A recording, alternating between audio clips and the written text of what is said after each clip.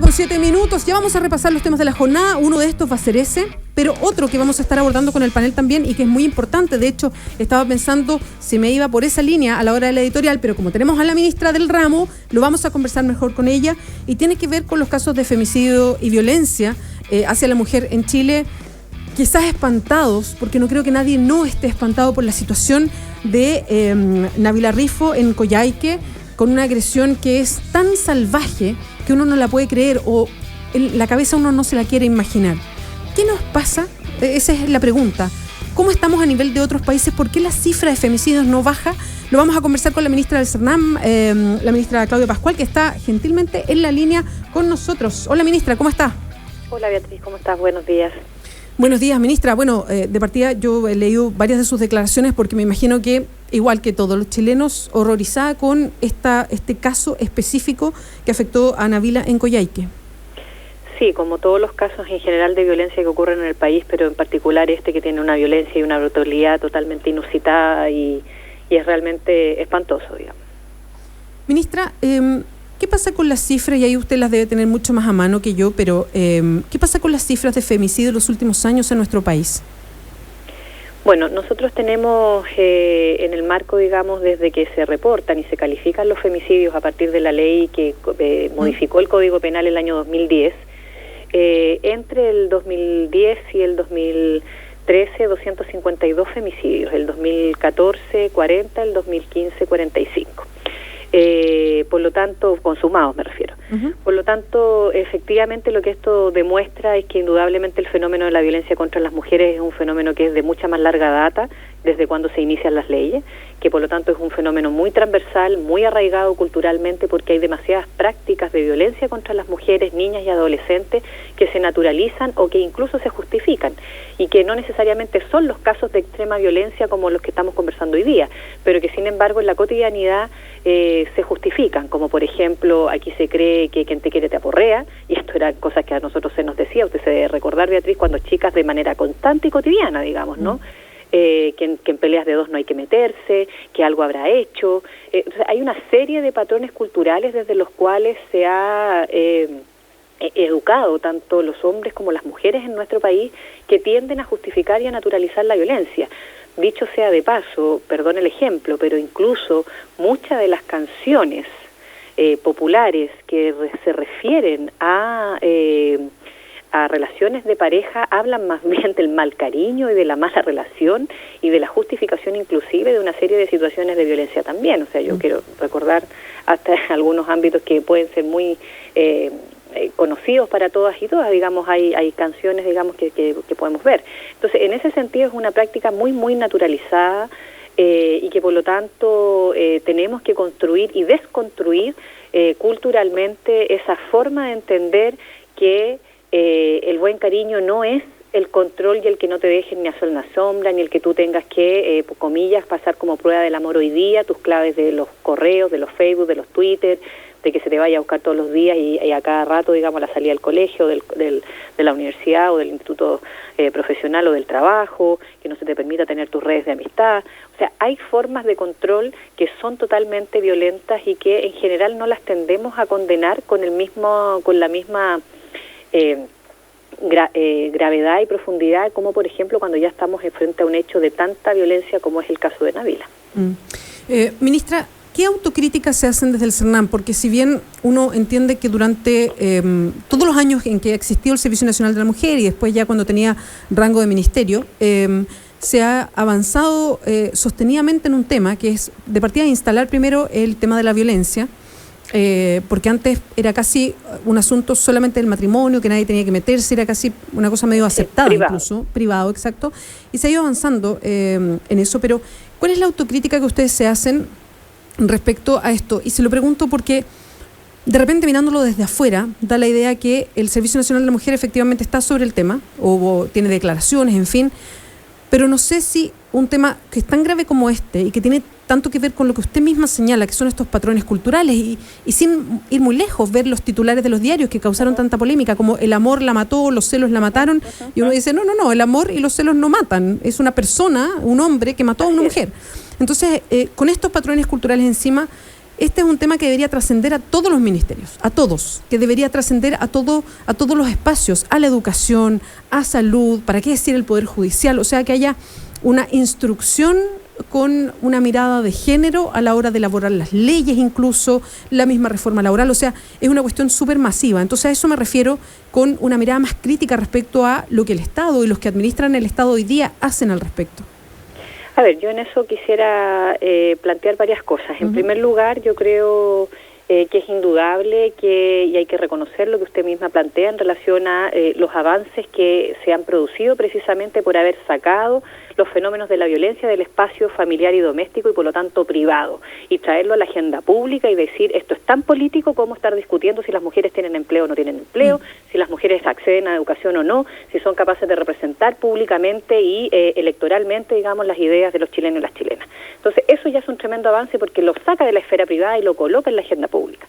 En segundo lugar, que una vez colocado en la agenda pública, hoy día tengamos grados de conciencia en la ciudadanía que nos permitan que de verdad hace 10, 15 años atrás no existían, que la gente y la ciudadanía reproche fallos del Poder Judicial, que la ciudadanía salga de manera espontánea a condenar los graves hechos, por ejemplo, en el caso de Nabila, y se produzca una marcha y ayer noche se haya producido una delatón.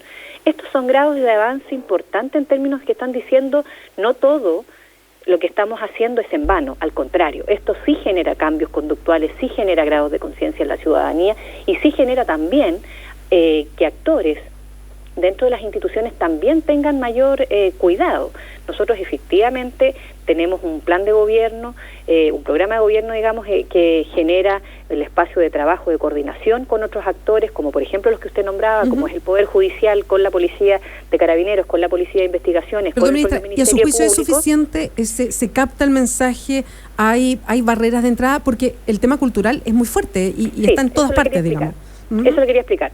Estamos trabajando con ellos y estamos generando los espacios. Hemos estado trabajando en donde efectivamente hemos llegado a establecer varios de los nudos críticos que tiene nuestra propia legislación actual para poder generar los marcos de modificación.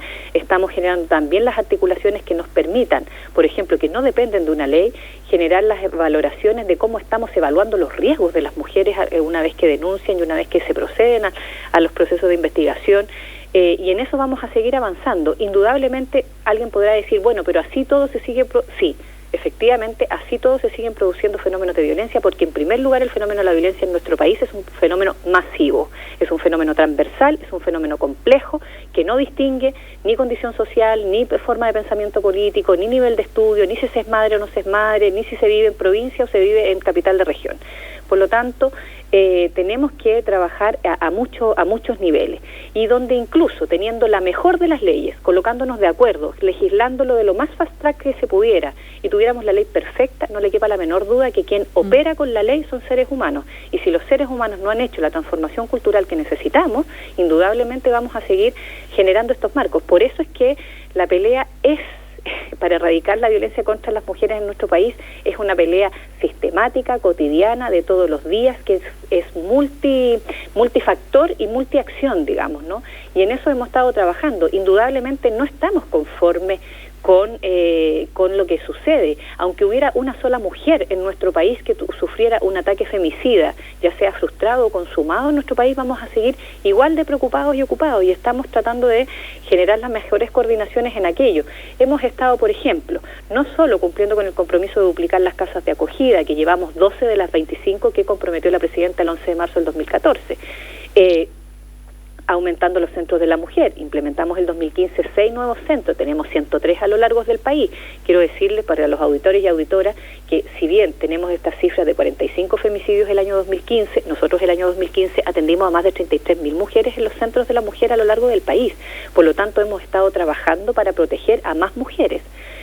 Atendemos en las casas de acogida a más de 1.100 mujeres por año, que entregamos más de 2.300 botones o llamadas de emergencia, un dispositivo específico del CERNAM para mujeres que estén en riesgo. Hacemos seguimiento a los partes de violencia intrafamiliar que genera Carabineros, además de hacer, por supuesto, seguimiento también a las llamadas que nos llegan al teléfono 800-104-008. Y en ese marco también hemos dicho, pero esto no es suficiente, necesitamos generar más alianzas. y generamos un programa que no se tenía hasta este momento, que es de la promoción y la formación de monitores en prevención de violencia a partir de hacer la alianza y la formación con dirigentes vecinales, hombres y mujeres. Cuando un presidente de junta de vecinos, cuando una presidenta de comité de allegado genera estos temas dentro de su propia organización como parte del día a día, también el entorno puede estar mucho más alerta y generar una red de apoyo mucho mayor. Pero a su vez también hemos estado generando los espacios de sensibilización con funcionarias y funcionarias públicos, con sectores prioritarios como lo que usted nombraba: salud, educación, Poder Judicial, Carabineros, Policía de Investigaciones, Ministerio Público e incluso la Defensoría Penal. Son ámbitos importantes que vamos a seguir trabajando en el 2016 con esto. Necesitamos además no solo los espacios de sensibilización, queremos ampliar un plan nacional de capacitación de funcionarios públicos en este ámbito para comprender que el fenómeno de la violencia indudablemente es gravísimo en el plano de la violencia contra las mujeres cuando se produce en el plano doméstico, pero quiero yo también recordar que la violencia contra las mujeres no es solo aquella que se produce en una relación de pareja o expareja. Seguimos conversando con la ministra del CERNAM, Claudia Pascual. Ministra, ¿dónde cree usted que está la parte más débil a lo mejor de toda esta cadena de pega? Porque efectivamente el tema de la violencia, si vamos al tema cultural, esto trasciende a todos los ministerios. Usted dice ahí hay alianzas estratégicas y efectivamente se avanza en eso. Pero cuando se habla específicamente de los casos de riesgo, o sea, de violencia, de riesgo de femicidio frustrado y femicidios que fueron ejecutados, digamos, donde hay una persona fallecida, ¿dónde la cadena, a su juicio, está más débil? ¿Qué pasa en todo este entramado que es lo que más cuesta a lo mejor? Tenemos dos ámbitos, diría yo, y espero se entienda bien. Por un lado, que no es la mayoría de los casos, pero en aquellos casos en donde anteriormente ha habido una denuncia y por lo tanto también se ha generado una medida cautelar, que no se haya hecho seguimiento al cumplimiento de esa medida. Y por otro lado, tenemos que muchos casos de femicidio, alrededor de la mitad, no hay ni una denuncia previa. Por lo tanto, no hay ni una sola posibilidad de haber actuado anteriormente, y eso es lo que nos convoca a nosotros de manera cotidiana a reinsistir en el llamado a las mujeres a hacer las denuncias.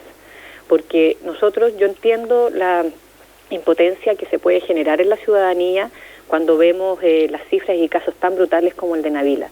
Sin embargo, yo quiero decir que si uno pone las cifras en contexto, no por minimizarlas ni justificarlas, por favor, quiero que se me entienda muy bien, pero si usted coloca la cantidad de mujeres con las cuales trabajamos y que alcanzamos a proteger porque denuncian versus la que le puede ocurrir algo que lamentablemente también estamos reconociendo que necesitamos generar la mejor atención y protección en ese ámbito, es mucho mayor. Entonces, no tenemos más herramientas hoy día si no hacemos una clara conciencia que es necesario denunciar, que las mujeres tienen que denunciar. Sabemos que muchas pueden tener miedo, sabemos que muchas pueden temer a represalias, sabemos que a lo mejor algunas no ven otra salida, que a lo mejor no son plenamente conscientes de la gravedad de lo que están viviendo, pero si los entornos también ayudan, si esas mujeres generan la denuncia, si tienen redes de apoyo en el entorno familiar o amistad o vecinal que les pueda ayudar, si nosotros estamos, si denuncian, podemos derivarlas a los distintos dispositivos que tenemos, podemos articular también a salud,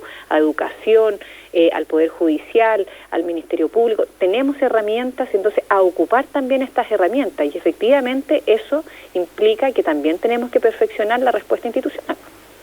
Ministra Claudia Pascual, muchas gracias por este contacto telefónico. Muchas gracias, Beatriz. Que le vaya muy bien.